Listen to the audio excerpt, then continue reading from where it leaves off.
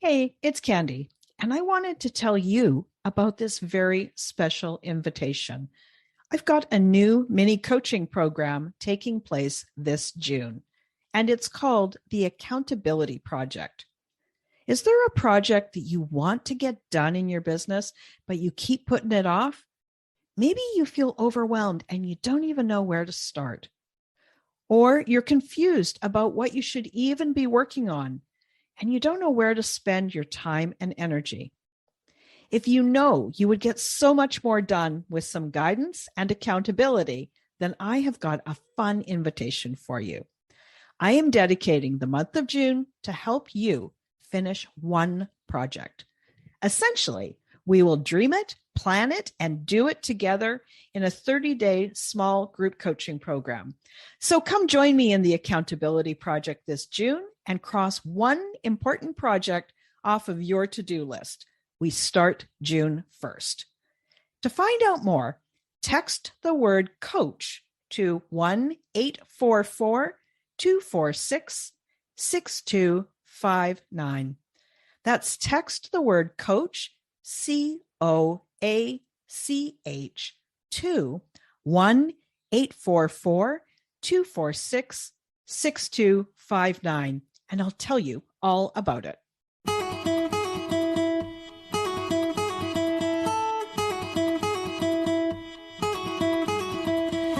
Welcome to She Coaches Coaches. I'm your host, Candy Motzek, and I'm going to help you find the clarity, confidence, and courage to become the coach that you are meant to be.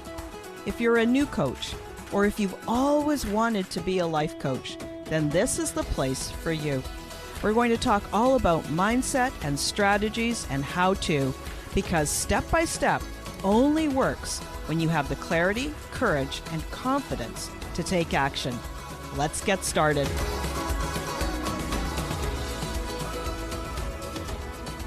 Hello, everyone, and welcome to this episode of She Coaches Coaches. Today is a special episode.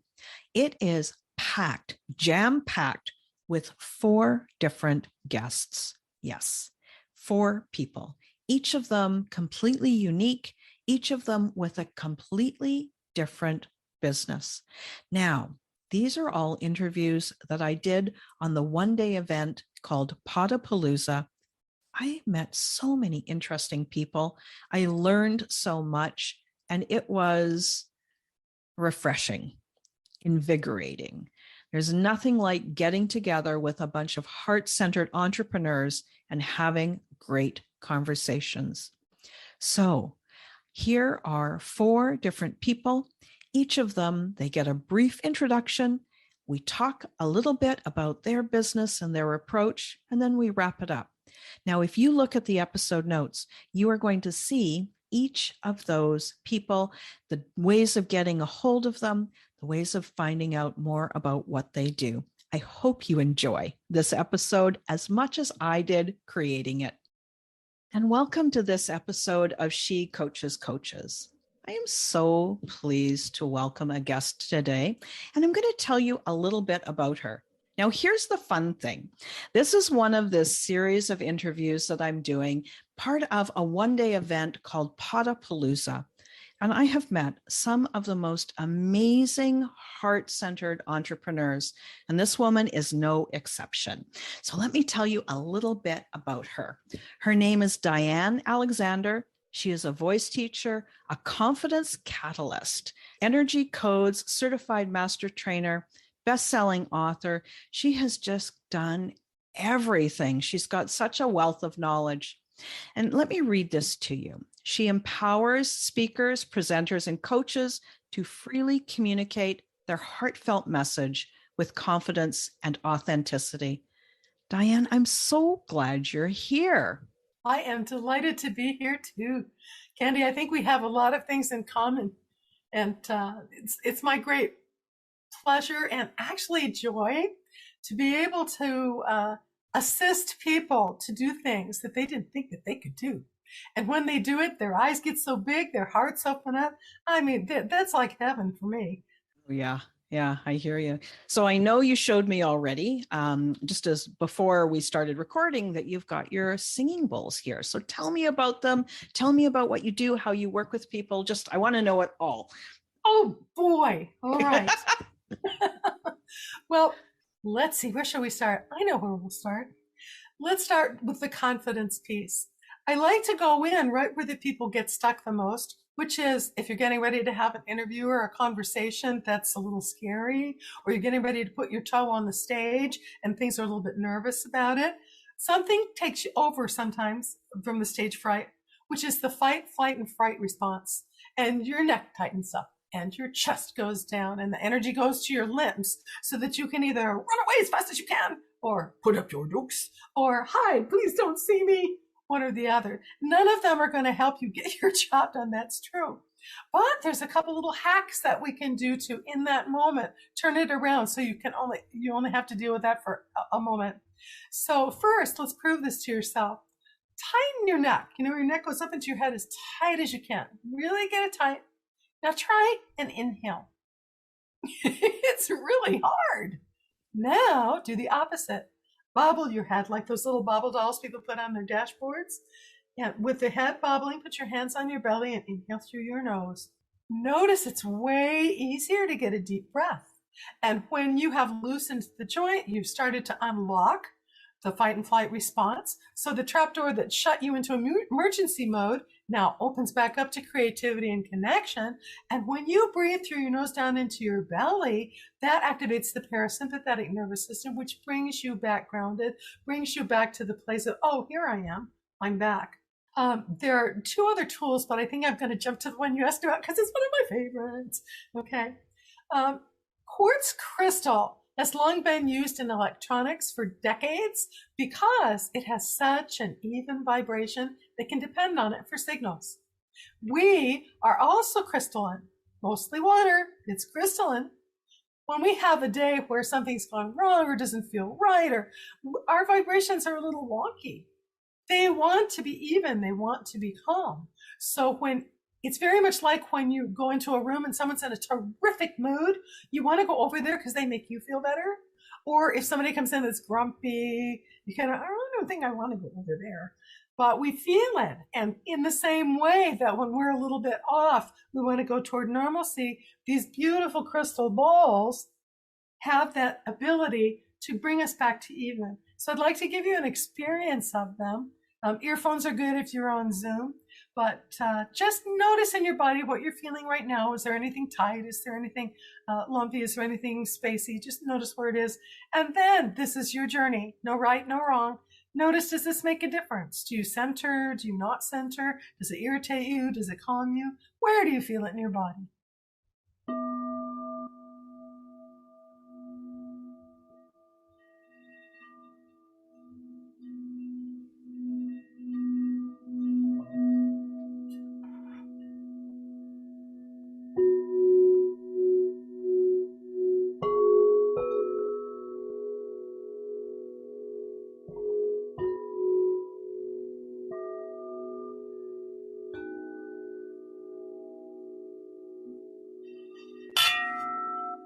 Sorry.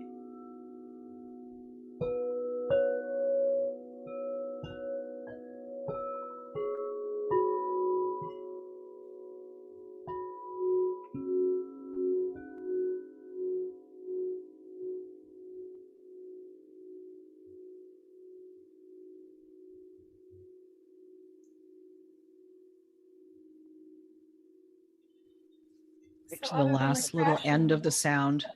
Lovely. I know I hate to stop them. I want to stay quiet until the very end. Yeah. Did you notice any change in energy or Yeah, always. And so, for the listeners, I was sharing with Diane at the beginning of our conversation that it's been a busy day and I was feeling kind of spacey. And so did some EFT tapping beforehand.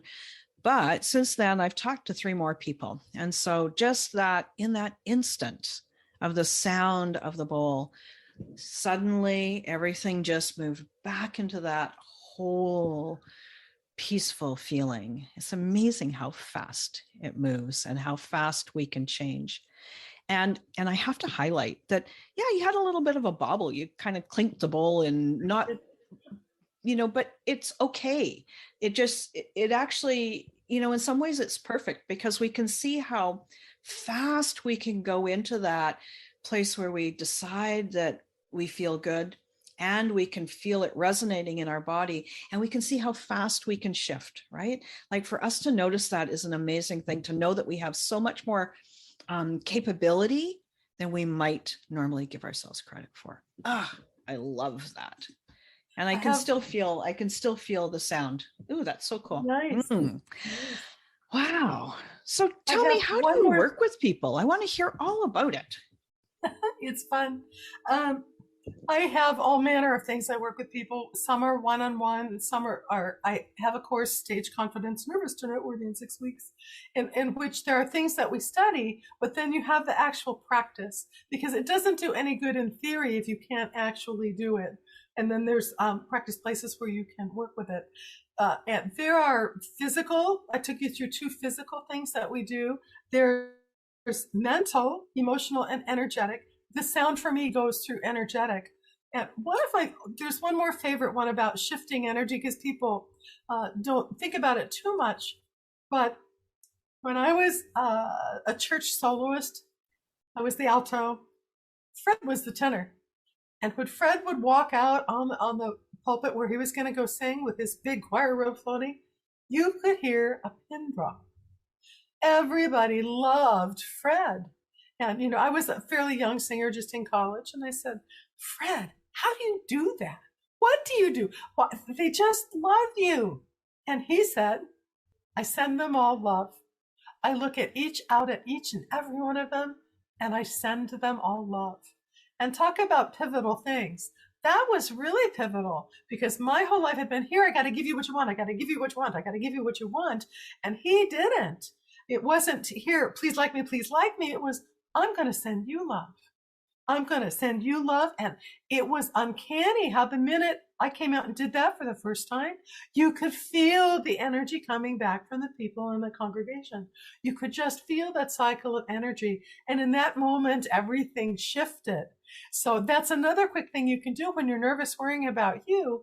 Send them love. So even in a difficult conversation you're going into, they're doing the best they can. I mean, we're all doing the best we can. But these short little tools that we can use, I like to start with those. Then we can work on the longer tools, the confidence muscle, because it's like anything. It's a skill. It's a habit. We just have so much fun. My background's in theater and music and energy, and we have just so much fun. Because don't you find through play, we get a lot farther? Because play totally makes the not good enough monster shut up. What's so neat, Diane, is that I teach a lot about confidence too. And it's nice to hear you describe the 3 F's as well. I talk about the 3 F's. I actually add a 4th, but that's neither here nor there. But what I think is really important is that the people who listen to this podcast, you might have heard me talk about this, but now you've heard it in a different way, and it's going to impact you in a different way as well. These same truths about living in a body and how our body reacts when it experiences something that it considers stressful or dangerous. It's good to know that, but if you don't do it, which is just exactly what you were saying, and you don't practice it, you don't notice the difference. And then the second thing that I love these little synchronicities that we've experienced today. I have a secret that I share with all my one-on-one clients. And I tell them that one of the most important ways, the most important things that they can do as they're building their one-on-one practice is when they're sitting on a consult with somebody and they just love them. They just look at their face and they love them and they listen to them. And it is like, to be validated, to be seen, to be heard is so important for people. And even if that person never decides to be your client, to know that they had 5 minutes even of being fully seen and loved and heard, it can change the trajectory of their life. So I'm so thrilled that you shared that with us, because it was like, yes, that's exactly the kind of stuff that I talk about. It's so cool. And again, your way of saying it different than my way of saying it. And there's so much possibility for us, right? So it's been brief, but it's time for us to draw our time to a close. The people who are listening, there's going to be people who say, oh, this Diane, I have to find out more about her. How can they find out more about you? Where can they get in touch with you? Where can they see the kinds of things that you do? Well, the easiest way is to email Diane, Diann, no E, at dianealexander.com, which is also my website, dianealexander.com. And later, if you like, I'll give you some links for 2 special gifts. And one is PDF of the details on doing a really radiant performance. It's 5 stage keys to on-stage radiance. And if you follow them, it's in the details that really make it excellence. And I think I'll throw in a link for a sound bath for your people. It's a recording of these beautiful babies. So just a little bit longer so you can put it on your iPhone or something. And when you're getting ready to go on to a speech or something, you can loosen your neck, take your nice deep breath and listen to your sound wave and go in centered. Sending them love, of course. Yeah. Diane, it's been amazing. I think we've only been speaking for about 10 or 12 minutes, and you've shared 2 physical ways. You've given us a demonstration of the power of healing sound in the crystal bowls. You've given us an explanation about our fight and flight. You've covered so much in such a short time, and I love it. So thank you so much for joining. Listeners, you're going to be able to click through to those episode notes. You'll see Diane's email and a link to her website there as well, and also some information about how you can access those free gifts that she's offering. Diane, thank you so much. Again, it's been a pleasure, and I will talk to everyone next week. Bye-bye. Hi, friends, and welcome to She Coaches Coaches. I am interviewing a most remarkable woman today. This is part of the series of interviews that I'm doing as part of Podapalooza. Now, if you guys have been listening to my podcast for a while, you're going to have heard some of these. We did these interviews on March the 5th, 2022, and every conversation, every interview that I've had has been so different and so magical. So I'm so pleased to share them with you. Now, let me tell you about this particular guest. Her name is Janelle Anderson, and she is a confidence coach for women business owners and leaders, and she helps them to embrace their greatness and know the immense value that they have. This is so they can fully show up, they can stand up and speak up in fearless confidence. She discovered a path of deep healing and transformation in her mid-50s. It enabled her to finally break off the shame that had held her hostage from a deeply traumatic past. And since then, her newly released book, Take Center Stage, is out on Amazon. I am so looking forward to this conversation with her, and I want her to tell us all about the book. And it looks like I need to give just a second here. We're just going to leave this in because this is the kind of interview it is. It's a casual conversation. Let me tell you this title again so you can go to Amazon and check it out. Okay. Take Center Stage, be the star of your own story. And the author is the woman that I am introducing right now, Janelle Anderson. Hey, Janelle, I'm so pleased to have you here on the podcast. Hey, Candy, I am super excited to be here with you. So tell me about this book. Tell me what is here. This book was incubated, I have to say, over about 4 years. It asked me for 4 years to write it, basically. Actually, probably longer, but it took me 4 years. It is partly my story or my journey, I should say, from a timid, traumatized woman who really was shut down. Didn't realize it, though. I never thought of myself as having been through trauma. It was just something I had done. And so it was all my fault. And so I'd carried around this load of shame for years and years, 30 years, 30 plus. And when I finally unpacked all of that and processed through all of it, I always say it was like the real me began to emerge out from behind behind the curtain out onto center stage. I sat there one day as I was thinking about my book and in the middle of writing it, and I sat there one day thinking, I feel like I'm taking center stage of my own life for the first time ever. And I was 60 something. I mean, I was by the time I wrote the book. So that realization was amazing. And I thought, I actually love who I am now. And I actually know who I am. And I can come out on center stage and just say, here I am, not ashamed, unapologetic, and just really happy with who I am.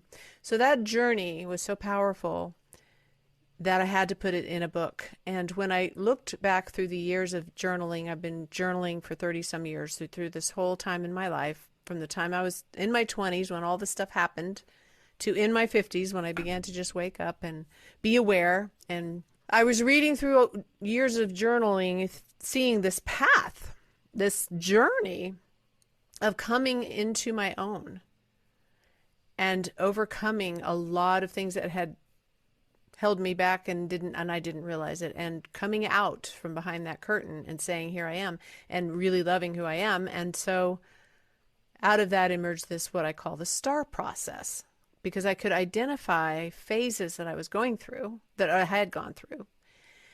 And so that is what the book follows. It follows that journey. Each chapter begins with one of my journal excerpts and a quote and a scripture. So it kind of sets everyone up for that chapter. Each of those 4 phases is kind of lined out, and there's a workbook that goes with it. So anybody reading it can they can really embark on their own journey and do these exercises and begin to unveil their true selves as well. And by the end of it, hopefully they're out on center stage of their own life as the star of their own story. So it's part my story, it's part self-improvement, it's part spiritual wisdom, it's part practical advice or guidance, all mixed into one. Sounds amazing. That sounds so cool. And I like that there's a workbook to go through there.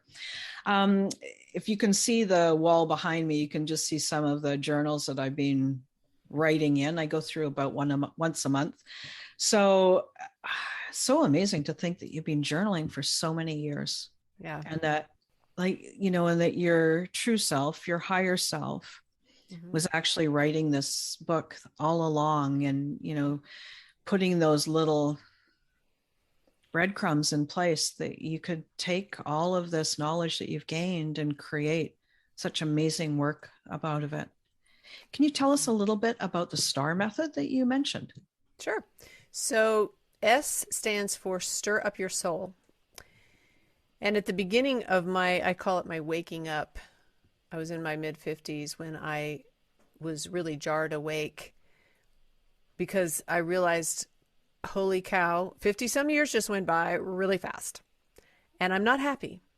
I feel stuck. I'm not fulfilled. What am I going to do? I need to do something now. It was this urgency.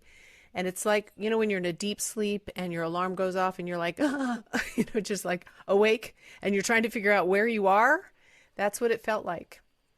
And that set me on this path. I decided in that moment, I'm going to find out what it is I am meant to do for the rest of my life, and I'm going to pursue it. I'm not going to let anything stop me or get in my way. So when I began down that journey, the other part of the stirring up your soul is saying yes. And I discovered that I had been saying no to myself a lot. And so I began to say yes instead. Yes, I'm going to pursue this. Yes, I'm going to not settle anymore. And so then you're awake in the stirring up of your soul, and you're starting to look at your life and ask yourself those questions like, who am I and what am I doing with my life and where am I and what's happened to bring me here? All those questions.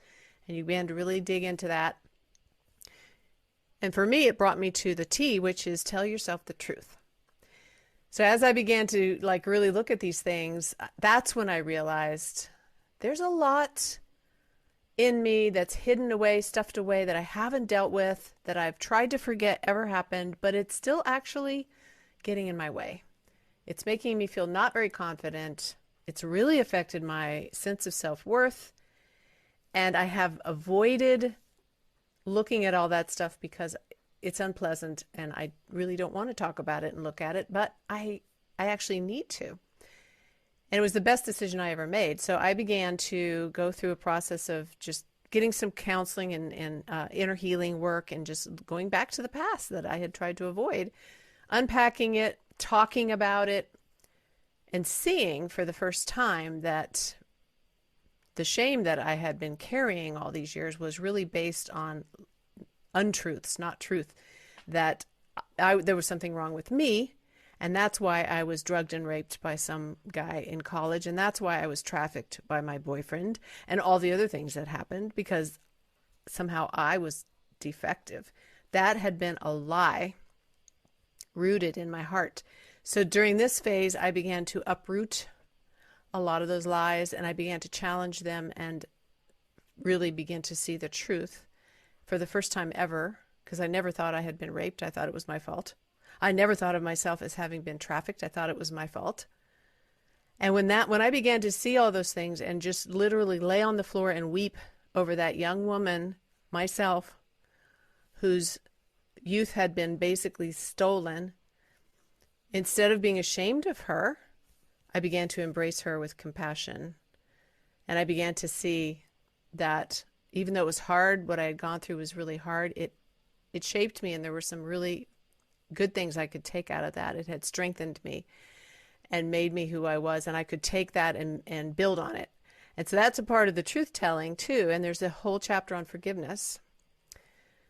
Forgiveness is huge, and letting go and really realizing that when you don't forgive, you are being held and attached to that event. And so forgiveness is for you.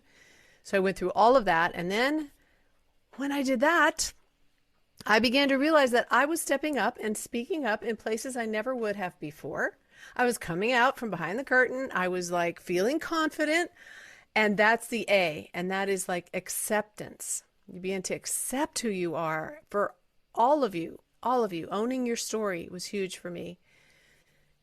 I remember that being a huge realization that, oh, that did happen and I need to own it instead of trying to ignore it. And once I did, it began this process of really embracing myself and loving who I am. And then that leads you into action. So that's the second part of the A, is action, activation. I began to do things. I began to take steps and try things and take a chance and go for my dreams, whereas before I never did. And then that leads into the R, which is this full flow. It stands for release the river. We have this river of our true selves that flows. You know, you think of flow and power, and rivers, they carve out a path and they affect the environment and they bring life, and there's this powerful flow. And that's how it feels now that I'm in this place. It's release, it's flow, it's the power of me being me. And so that is the STAR process. That's amazing, Janelle. I love that. I do too. So cool. And so all along, you know, in that workbook, there are different things that I have in there, and they're very self-reflective. It's not something you can rush through. It's meant for you to sit with it and, meditate and spend some time. It's not like, oh, well, I'm just going to check off these boxes. Right. Yeah. And I think that that's the thing with our personal work. You know, we've all got different things that we need to work through, but our society is so like hustle, action oriented. And so we think that then we should, like you said, check the boxes, hustle through all this and be done with that. And, like wipe our hands of it. But that's not how we clear and how we turn into ourselves, like turn inward into ourselves and then grow from there. Exactly. So thank you for sharing that with us. You're welcome. That's amazing.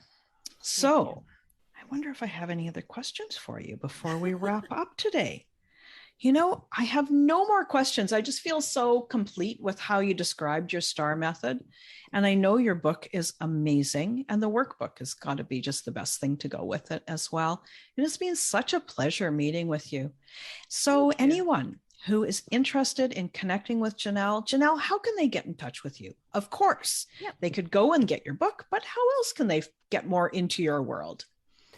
Well, they can visit my website, which is emerginglifecoaching.com. And they can always email me, Janelle@emerginglifecoaching.com. That's amazing. Yeah. So listeners, it's in the episode notes. You can just click through. You can click right through to her website. You could go and have a look at her book. And just, if this spoke to you and you just know that she's the kind of woman that you'd like to get to know a little bit more, I highly encourage you to click through and get to know her, get into her world. Thank you so much for joining me, Janelle. It's been such a pleasure. I have an interesting guest. Her name is Mary Sloan, and I met her at that amazing one-day event called Podapalooza. Now, let me tell you a little bit about Mary before we dive in. Mary is, and honestly, she is a spark of light. I've seen her at a couple of events, and she's the kind of person that just catches your eye. She is a passionate speaker about how and why authors and speakers and coaches need to become influencers in their space. It allows them to naturally charge more, make a bigger difference as people listen to them differently, and then actually follow along with them. Mary interviews people on a live show that airs on Facebook, YouTube, and LinkedIn, and is ultimately posted to her podcast called The Inspirational Influencer News, People Making a Difference. She is an inspiration to other aging folks, and it comes naturally to her. She's a senior, but she's not slowing down, not even a little. And she is constantly giving, helping, and generously supporting others. She's affectionately known as the Techie Grandma, and she inspires others to step out of their comfort zone and reach for their lofty goals, not stay in that old comfort zone. Mary, welcome. I'm so pleased to see you here. Tell me more about what you do. Well, I love the idea of being the techie grandma. When somebody said that, I'm like, what? Because, of course, I'm challenged by tech just like everybody else, but I will go conquer it because tech has to be at my whim, not at somebody else's, because that's how I can make a difference. And I'm here on earth to make a difference, not just to kind of live. And I think that's really important. And that's what I want to offer to other people too, is the fact that age doesn't matter. It's just a number, and I'm not. So I am however I am. And if I can run circles around people 10 years younger, 15 years younger, that's okay by me. Yeah, I work at it. There's things you have to do. You have to stay active. You have to stay connected. You have to stay up on what's going on in the world. What's new? What's exciting? And that's where I get my juice. And I think that really can help other people because when they realize what a difference they really can make by daring to be an influencer. So really, when you get out there and you're willing to say who you are, do what you do, make sure people actually understand what it is that you do and how you can help them, and you come across as really committed to helping them, then all of a sudden the world opens up. And I really like to help people. I often say to people, well, when I sit in a Zoom meeting, and don't we all live on Zoom, I have press logos around me when I'm not on camera. So that immediately tells people she's different. I love to show people how they can have that difference making immediately and how that can follow through with them and make them stand out in a crowd. I've got a question about influencer, just the word influencer. How would you define it? I think I would define influencer as someone making a difference in the world. And it's not a social media influencer. As far as I'm concerned, that's a bad rap on the word influencer. Because they have an audience that may follow them or may not follow them, you go through what I think are the bad parts of social media, where you garner a following, not real connections. And I think the connection is what's really important. And influencers, in my opinion, really value the connections. They want people to like them by being helpful and being assistive to others. And when that's your modus operandi, the world gets easier because people come to me. Yeah, and I think that that's really interesting, right? So this definition is different than a lot of the common terms in online business, and this idea of making an impact, serving people, going out to help people, and then creating a business because of the relationship and the connections that you're making. And so, when you said this piece about, well, then if you've only got 200 followers on LinkedIn, who's going to believe you? But actually, if you could influence, like actually connect and support 200 people, that's more than enough. What do you think?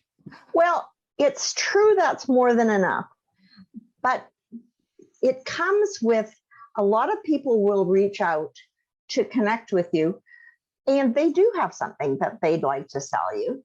Fair enough. It's a business platform, and they're not really open all the time to something else. That doesn't mean that I can't be friends with them. It doesn't mean I can't connect with them.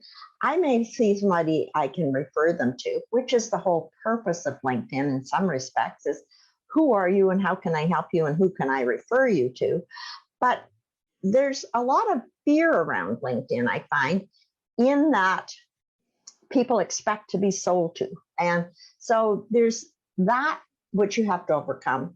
And a lot of people that I connect with aren't necessarily my ideal target audience. I'll see if I can help them. If I can, great. If not, their connection, and it adds to their credibility.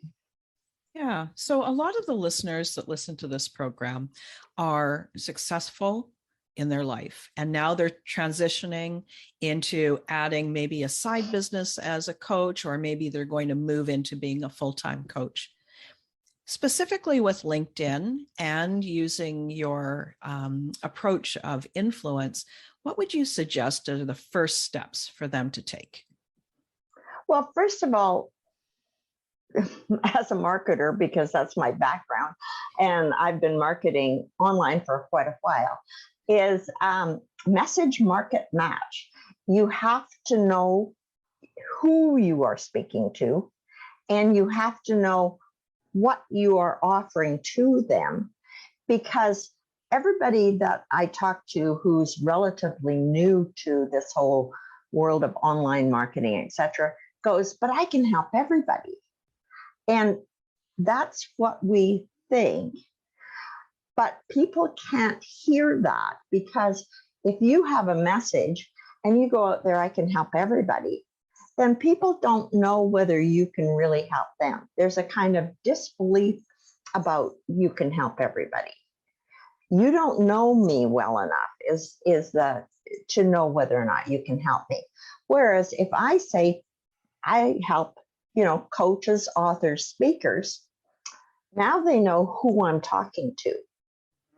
And especially when I add change makers, because I'm not helping just everybody, I'm looking for people who really want to stand out in the world, want to help make the world a better place. And so that, of course, helps me find the right audience.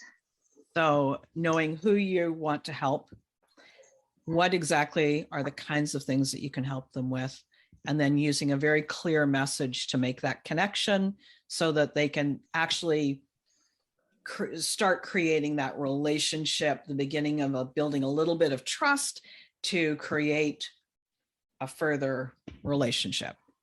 Yeah. Oh, I hear you. Wow. We've covered a lot. I really appreciate the time that you've spent. And I know that my listeners are going to get a lot out of it, because so many of them are professionals. They definitely have presence on LinkedIn. And so your guidance is really going to be helpful. So people who have heard Mary, and if they want to find out a little bit more about you, what is the best way for them to get in touch? What is the best way to find out more about you? Sure. So it's linkedin.com/in/Mary-K-Sloan. And that's spelled S as in Sam, Loan as in Nancy, E. And lots of times Sloan's now become a first name and it doesn't have an E on it, but mine's a last name and it has an E on it. Okay. Awesome. Oh, Mary, thank you. This has been great. It was so nice to meet you. And I know that there's lots of people that could really use these thoughts about creating relationships to be influencing and be an influencer, and specifically on LinkedIn. Thanks again for your time. And welcome to She Coaches Coaches. So let me tell you a little bit about Steve. Steve and I have just met 5 minutes ago. We're taking part in a really interesting event called Podapalooza. And here is some of what you need to know about him. So he is a Canadian, as am I, and he's an award-winning global speaker, and he's been doing this for over 30 years. He trains and mentors executives, thought leaders, and professional speakers around the world. He's got all kinds of accolades and letters behind his name, and you'll see them when you look at the episode notes, but I'm not going to tell you those now. I think the most interesting thing is that he travels the world, or at least he did before COVID. And together with his wife, Jane, he travels the world. They speak, they train, they mentor, and they help those people that they connect with. And of course, the people that impacts through the spoken word. So welcome. I'm so pleased that you're here. Tell me about the kinds of things that you do. Sure. So as you said, my wife, Jane, and I were traveling around the world. Now we do it virtually, and we work with a number of different groups, but primarily here's what we do is, there's so many experts in this world, and coaches are a big part of this. You know this, Candy, is a lot of these coaches, they've got these great stories. This is some of the reasons why they come into coaching. They got great stories and they got great experience and they got great wisdom, and they want to take all of these things, and what they want to do is help people with what they've learned. And they do that through podcasts and through writing books and through speaking. And so what I do is I help them craft the message, because a lot of them really have this massive story, and it needs to be condensed into a message that is digestible through all the different formats in which we share our messages. And so the primary thing that I do is I help experts, coaches, teachers, authors, entrepreneurs, help them craft the message that they need to be received by their audience in a way that the audience can receive it. So a lot of my clients have big stories, big catastrophic events that may have happened in their lives, and they don't know how to craft and deliver those stories. So my job is to help them learn to craft those messages, position the audience so that the audience can receive those messages well, and then deliver those messages. And my clientele has gone from, aspiring speakers to award-winning national, international professional speakers, and everything sort of in between. But it's sort of the messaging that really is where we focus. And my wife, Jane, is a mindset coach. She's known around the world as the 7-figure mindset mentor. So she helps people develop the mindset and the belief system that they need to stand in front of an audience, live or virtual, and actually release what's inside of them that they may have been holding back their whole lives. Wow, that's amazing. I love that. What an amazing partnership you have with your wife. So considering that most of the people who listen to this podcast are coaches, they're relatively new coaches, but they have experience being successful individuals in their own right, what would be the first place that you would have them look? The first thing that I would have them do is look at how they're explaining what they do and who they are. Because there are some patterns that I see in not just coaches, a lot of entrepreneurs, but particularly coaches. And so I'll ask them questions like, if there were 10 of you standing against the wall, why would I pick you? And there are certain answers that come up all the time. And there are answers like this. Well, I've got a certain amount of experience, or I've got a certain amount of education, or I've been there myself. I have the experience that my clients have. I give great customer service. And those are very standard answers of differentiation. And the first thing I help them to do is understand that those are not differentiators. They might be selling features, but every other coach on the planet that they speak to is going to give some version of that same answer. So then they usually go to their story. They'll say, well, nobody has my story. And I help them to understand that's true. Nobody has your story, but most of the other coaches have a story. And so they're claiming a story, which makes everybody kind of sound the same. So I try and shift their belief systems around differentiating themselves and then help them understand that there's a different way to differentiate without using the same, sales techniques or the same sales processes as everybody else. So that's the first thing. And because if I don't give them that understanding first, then the messaging usually sounds the same as everybody else's. So the messaging has to be profoundly different from everybody else. So what I tell them is, you don't have to be different from anybody else. You're a life coach. You don't have to be different from any other life coach, but you do have to appear to be different in order to stand out. So my job is to help them appear to be different. So the first thing that has to happen is they need to wrap their mind around that concept. So appearing to be different, and when I think of coaches, it's kind of an odd name, coaching skills. Now there's an important thing. But being a coach is sort of a weird, generic, amorphous thing. It is. So that's really interesting. So to look at somebody's story and then realize that getting hooked into the story may not be the most effective way of approaching that new client or approaching that new relationship. So what's next? What would you do next with somebody? Yeah. So let me give you an example of where this would go, and then I'll explain what we would do next after that. So I'll give you this example that I use with audiences all over the world, and it'll only take a minute. So what I do is I'll ask an audience, I'll say, put up your hand if you or somebody you know is in the market for a tennis instructor. I'll say, put up your hand. And nobody's hand ever goes up. And then I will say, there's 100 people here. Let's say, I'm going to say that 30 of you are either in the market for a tennis instructor right now, or somebody who is. And they're kind of thinking, well, how are you going to show that? So I say, let me tell you about this guy named Brian. Brian came to me about 17 years ago. He said, Steve, I'm having a hard time getting the business. I'm meeting the people. I'm talking to them. I'm collecting the business cards, going to all the meetings. I'm doing all these things. I'm not getting the business that I need. I said, well, Brian, what do you do? He said, I'm a tennis instructor. And we see what the market is for tennis instructors, and coaches do this very same thing. So we taught Brian this principle about you don't have to be different, but you do have to appear to be different. And we taught him that you appear to be different by changing the way you think about your market and changing the way you speak about yourself.